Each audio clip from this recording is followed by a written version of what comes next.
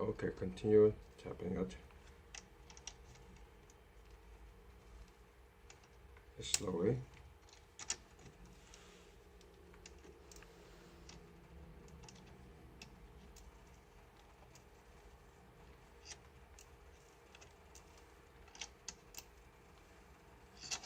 Oops.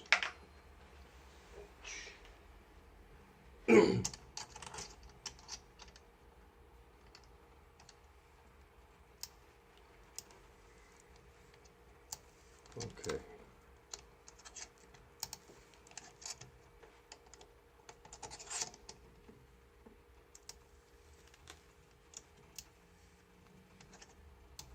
Tapping all the way so that you get a good thread in the plastic. I like to about that length, and then turn it backward, counterclockwise for it to come out.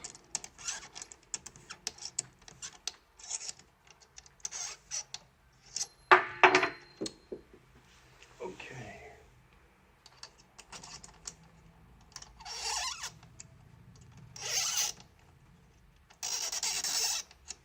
Holding it like that so that it's not tilted when you turn it up.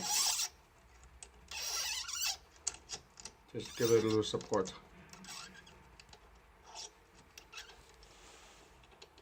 Okay. Then you have new threads. And then you can use the 1/8 Allen key from the set that was included in the when the machine was shipped. That should fit in this new 1/4" set screw, and then just put it in there, replacing the old sensor contact.